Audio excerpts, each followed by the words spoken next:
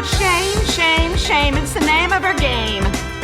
There's so much to do, and we're gonna speak true. So many to blame, blame, blame. Hello out there, you eager listeners who can't wait to hear what pearls of wisdom we're going to drop next. I know there's listeners because now we have a website and we're on camera. I should call you viewers as well. And we hope that you'll tell all your friends and you won't be so lonely anymore because you will be surrounded by people who are supporting the podcast just as you are. If Derek still has the energy to talk about these things, I'm going to bump it over to him one more time to tell you what we got going on. One more time, just to reiterate, I know you're probably getting annoyed at me by now, but our website, by the time you're watching this, our website is live. Our social media channels are up. Our subscription program is live. We need your support. Thank you so much. Today, as in 3 days in 1 day,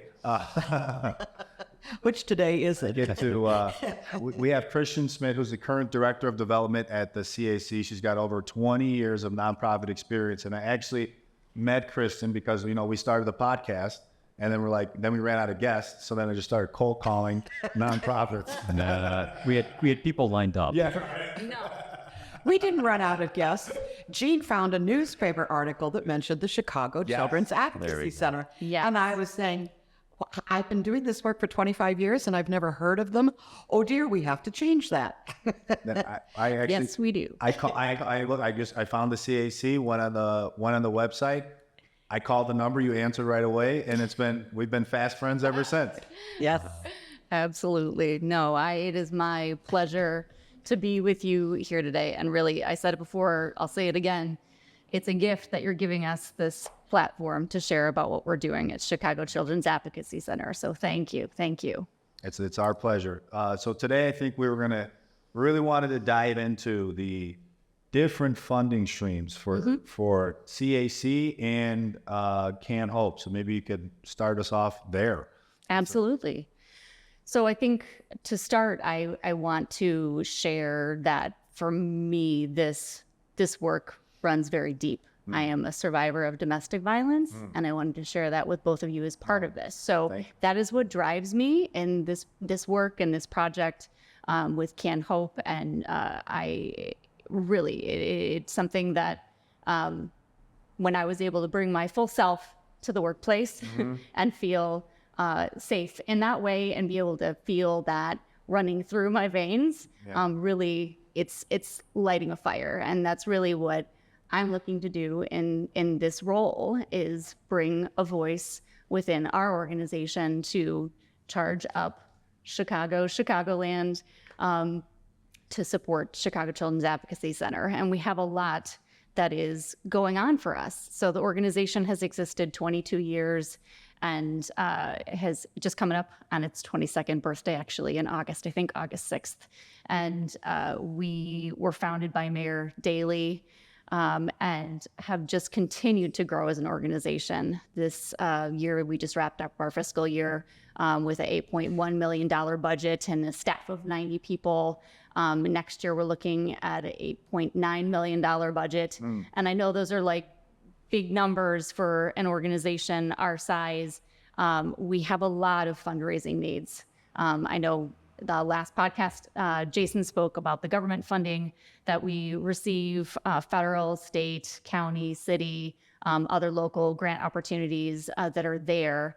My role with the organization is really the funding from individuals and corporations and our events. And that is a portion of the budget right now. About 16% of the budget is individuals and events, and 17% of our budget is foundations and corporations. And we have a lot of potential to grow in those areas. I think for us, it's really a marketing equation. How do we share about the work that we're doing when we can't, have the puppy or the child or the individual sharing their story in the same way? We have to protect the children that we're serving. And so that's definitely a quandary that we face with sharing about our work. But that's That's what I'm charged up and here to do, and find the way to tell those stories in a way that's respectful and allows those individuals and children to have their sense of self. Yeah. Well, and as I understand it now, your Can Hope campaign, you are looking for ways to offer the same kind of model of service, the same kind of services to survivors of childhood sexual abuse, children, to adults. And I know from experience, adults are even harder to sell. They're even further away from puppies. Yes. You know, so are you encountering much of that so far? Are people saying like, well, I understand, you know, and I could get behind it if it were children, but adults, aren't they supposed to, like, I don't know. What are you hearing in terms of excuses or people using that as a way to explain to you that's not a match with how they do philanthropy?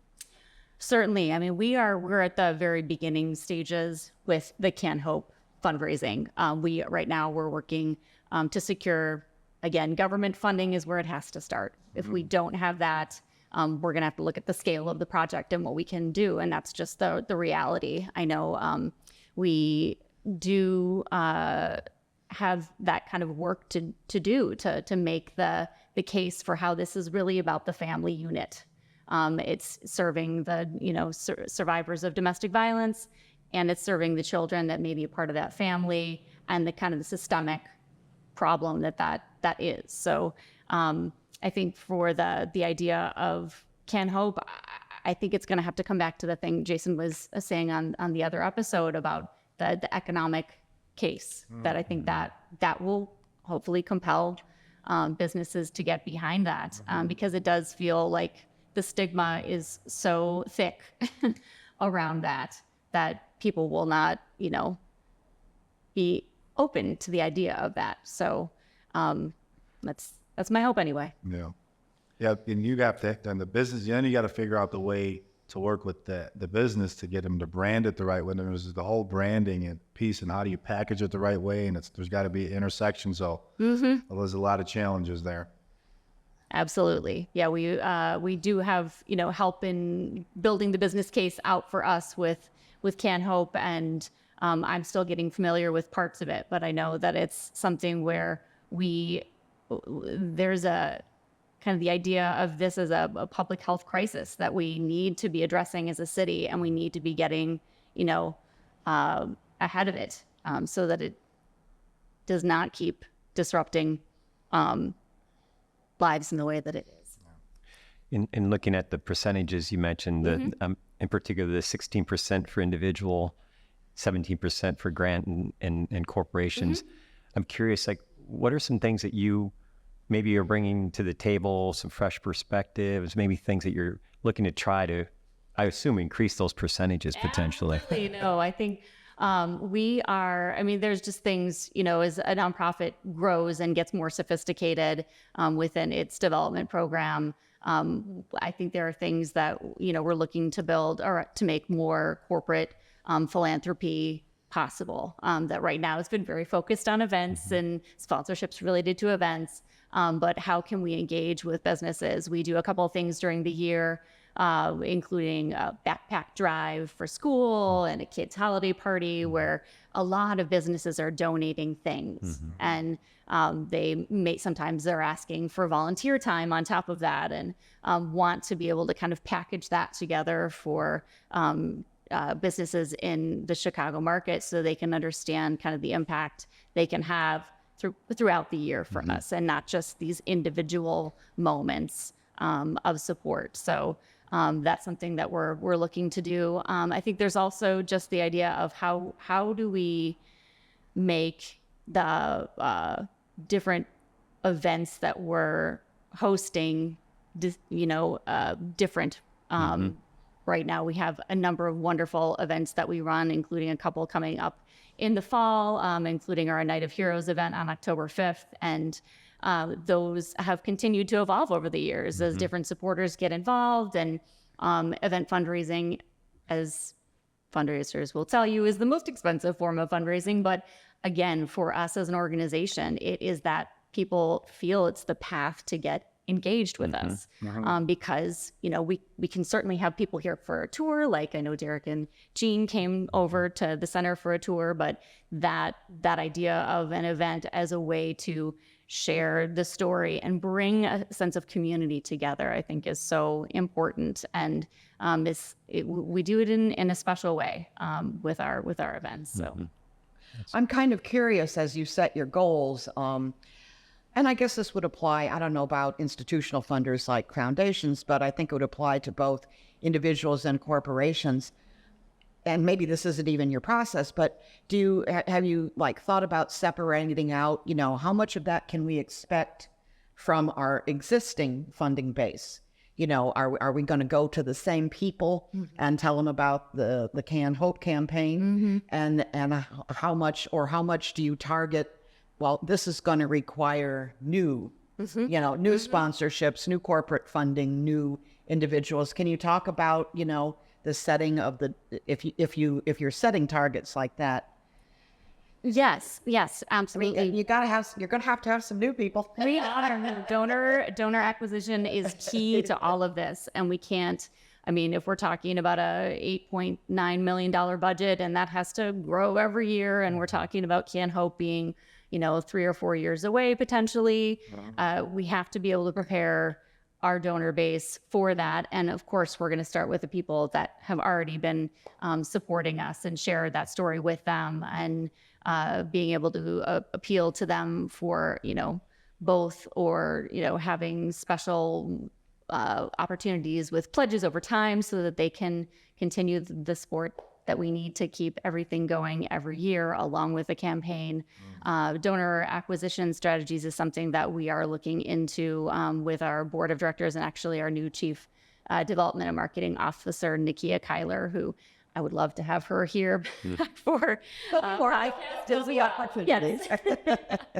She is really helping to help our team elevate its game, because it's something where the organization has continued to grow, and the nonprofit sector, especially around fundraising, I mean, and really nonprofit in general, there's so much burnout and turnover, and how do we fix that? How do we make sure that what we're doing is sustainable for the team, and that this work in particular is very difficult. Right. I mean, it's not, you know, I've worked in breast cancer, and I've worked in mental health, and when I tell people now that I'm working for an organization that supports victims of child sexual abuse, it's either like, wow, they don't want to really talk to me about it, or they, you know, light up because they recognize the gravity of the work that's happening, that I'm a part of every day. And I don't have to be the one, you know,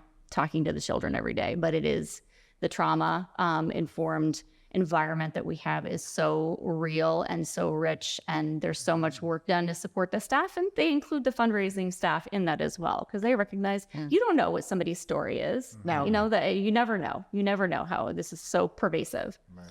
I'm curious too, as a donor, I have not gotten involved in capital campaigns before. No good reason. I guess people don't do them that often.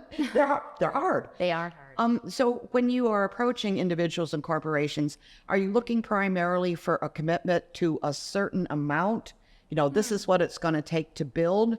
Are you looking for someone to commit to an ongoing, you know, I can pledge you this much this first year and X amount, you know, for the next. I mean, how does that really? I mean, what are you? It's a capital campaign. You're going to build the building, so a lot of people might think, okay, they built the building, they don't need me anymore. I mean, how do you work?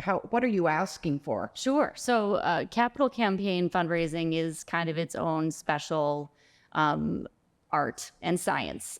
There's, you know, in the same way that you would look at a giving model of kind of annual fund donors, you'd want that same kind of thing for a capital campaign. And so there's a lot of evaluation that's done, and you need to have like a substantial amount secured before you really start approaching individuals. And having, you know, right now we're looking at a budget of about $40 million for this project. So You take that, And is that just to build the building? That's just to build the building. Okay. That is not, to my knowledge, operational. funding. So that is to build this, 50,000 square foot building and bring that to life. And that's going to help us do the things that Shar and Jason already talked about, like doubling, mental health capacity and things like that for us. So it's needed, but it's a huge endeavor. And it's something that organizations work on for years. And we're kind of in that kind of planning, quiet phase time right now with that, where we know that, based on the funding streams that we have today, like if, just analyzing our supporters, we need the government funding to make that happen at that kind of size. Right. And then we'd be looking at a public capital campaign of around $10 million of that $40 million budget, and evaluating donors. Again, we'd start with people that are closest to us. That is just kind of like how this is done. Make sure that we have their support, talk to them about it, invite support. This is something that would probably allow pledges over a number of years. It will allow gifts of cash, securities, a plan gift, different options like that we'll be laying out in the time ahead as we roll out a more public-facing campaign. But it's certainly something that Shar is committed to and that we want to see, because it is something that is going to make that kind of holistic approach possible for us, for the entire kind of family unit. Now comes the fun part of the program where Jean does math. Uh-oh. No. Okay. So you mentioned earlier when you were talking about your current funding streams that you're about 16% individual donations, 17% foundation corporation. Okay, now you've got a $40 billion goal for this capital campaign, and you just mentioned you're looking for 10 million from individual gifts. So you're upping the percentage a little bit. So that, that's a quarter. That's 25%. So, and you're looking for a greater percentage of investment from individuals for this campaign than you are for your ongoing work. Is that correct? I mean, Jean did the numbers. Yes. So, I mean, there's a stretch that's happening across the organization that I think that's par for the course when an organization is preparing for growth like this. It's going to mean program growth as well. Yeah. And it's something that, we have to spend more time in, strategy and planning around right now in order to know that we can get there and that this is ultimately sustainable. Like I was telling you, Jean, earlier, like I've had the pleasure of fundraising for two different capital campaigns, and the goals were not as large as this one, but there is that moment of we're doing this and we're committing to this, and we have to see that through and know that on the other side of this, that there's going to be the support there to grow the program staff, to learn what it's like to be in a space that large, and that donors and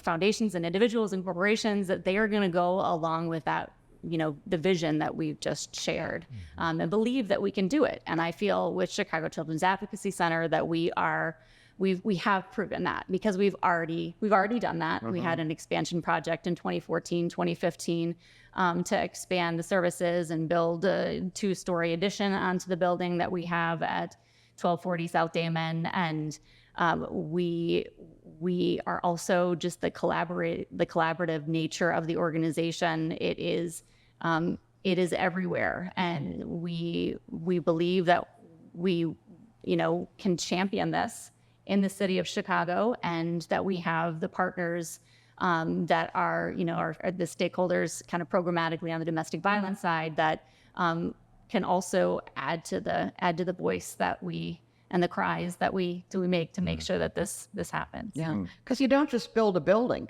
I mean, even if you weren't talking about the staff and the mental health resources and all the things you need to help the people that you're going to help. I mean, buildings have expenses ad infinitum too, which was one of the things that I didn't really understand when I first started getting into gifting, was that, you know, if you're smart and if you want to do this right, you got to think beyond the immediate needs. Like I always tell people about Buckingham Fountain downtown. They didn't just give money to build a fountain. They set it up with a maintenance fund for their upkeep, which I understand is running a little bit low right now. But, you know, at least somebody is forward thinking. You know, you're not just building a building. A building is always going to, you know, it's going to have its own budget, even if it does nothing but sit there. Absolutely. And I think that's something that, like, right now, we're fortunate that we have, that the land that we are on was, you know, gifted to us to use by the city of Chicago. We built the building, we raised the money for the building, and now we share the, you know, the burden of the ongoing operating costs of the facility that we're in. And we're there sharing space with Chicago Police, with DCFS, with the state's attorney's office. We're paying the bills to keep them there and to be able to be co-located. That is something that we, you know, is a distinguishing feature of Chicago Children's Advocacy Center compared to other children's advocacy centers. And we believe that that co-location improves outcomes, because that we can, you know, just walk down the hall and partners can talk to one another. You know, we like to talk about data on our podcast. I'd be curious, are you sensing individual donors, corporate donors, is there a sense of different type of data they're asking from you for CAC? Is there a different type of requests or stories they're looking for when they make a donation? Certainly. I think individuals are often compelled by the story, you know, what happened with this child and what, you know, what does that outcome look like? How were they helped? Corporations, the ones that, you know, we're approaching for larger gifts, that's much more of a data-driven endeavor at this stage. Right, sure. It's not fewer businesses. It's, you know, they're not so much interested in the corporate sponsorship of the event and just, you know, having their name in lights for the moment. They want to understand more of that, or at least they're asking us to share the data. Right, they want to see the data, which means you probably have to have some good technology then too to support everything. Yeah, we have a very involved quarterly reporting process that we do. We're very data-driven as an organization, for better or for worse. We have to have it because of the government related reporting requirements that we have. But there's also, you know, ways in which we can continue to use that for improvement in our programs and our fundraising. Right. Yeah, absolutely. Yeah, that makes sense. Well, you did mention that you've got some fundraising events and opportunities for people to support this campaign coming up. Would you like to? Sure. In case we went too fast over that, would you like to? No. We've got to drop that in. We'll throw it up. You can plug a couple of dates. Absolutely. Thank you. No, I'm hoping this will be in time for, we have an event coming up on August 23rd. We have an associates board, which is a young professionals board of individuals involved in the city of Chicago, and they'll be putting on an event at River Roast on August 23rd. Tickets, I think, are $65, and there's sponsorship opportunities available for that. And that's a nice kind of networking type event after work. Easy to engage with supporters that are already involved with us. And then we have a bigger event on October 5th. A Night of Heroes, which is going to be held at RPM Events, is our second largest fundraiser of the year, and is just a chance for us to honor different heroes who are involved with the organization. And it's going to be a wonderful night out, 300 people, you know, cocktails, appetizers, some people in superhero costumes. It's a really fun time, just more, you know, relaxed atmosphere, but something where people can come and learn about our work, learn about the people that are involved, get charged up to support Chicago Children's Advocacy Centers. Right. As you were outlining all that, just like the scope of work involved and just the UCAN capital campaign and just fundraising in general for CAC, how do you clone yourself? I mean, replicate, duplicate. No, I mean it's gonna be a lot, and we're gonna be asking, our board of directors. We have 3 boards in addition to the associates board. We have an advisory board of individuals who many of them have served on the board for a long time and want to stay involved. It's one of those things. I think it's one of those causes where people once you get involved, you stay involved. Yes. It's not, something where you're just going to go and serve on this board and then move on. So that's, and A Night of Heroes is the advisory board's event. And then we have our governing board of directors as well. And we'll be asking all of them to help us reach this, what will wind up being, again, like a $10 million goal for the Can Hope project. And we have, we're fortunate to be having some consulting help in the initial stages, and we'll see where that goes, because it's a lot. But at the same time, I'm like, Chicago, $10 million, we can make this happen. This is a big city. Absolutely. And if we just, I think it's gonna be possible. But again, go back to the government funding. That will be the base of that, the $30 million that we're looking towards, that $40 million. Oh, I got stuck when you said you had 4 boards. That sound you just heard was Tom's head and my head exploded simultaneously.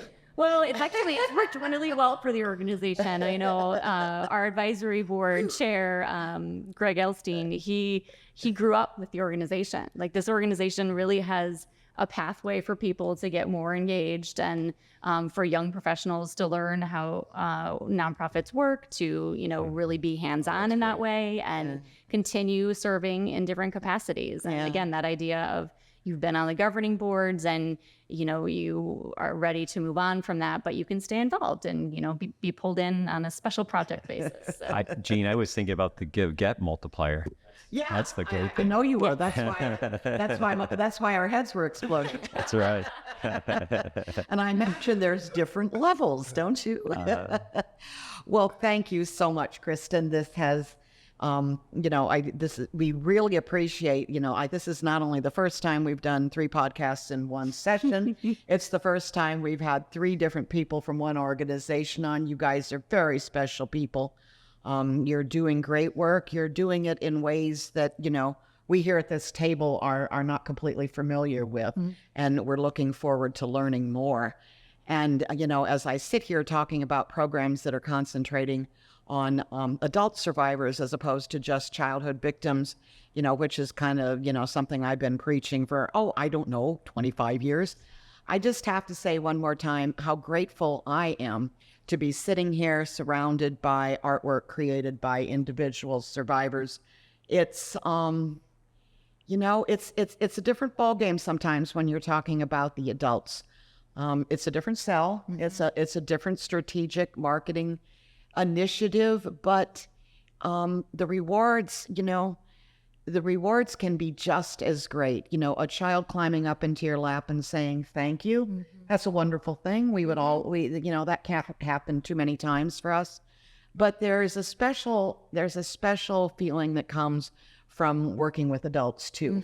And I look forward to learning more, because as far as I know, you're the first person I've ever encountered to kind of like make that distinction and say, now we've got a place we want to go, and it involves adult survivors too. So I'm looking forward to learning more about that. Yeah, and Kristen, I just wanted to say, I'm happy you're the one that picked up the phone when I was calling.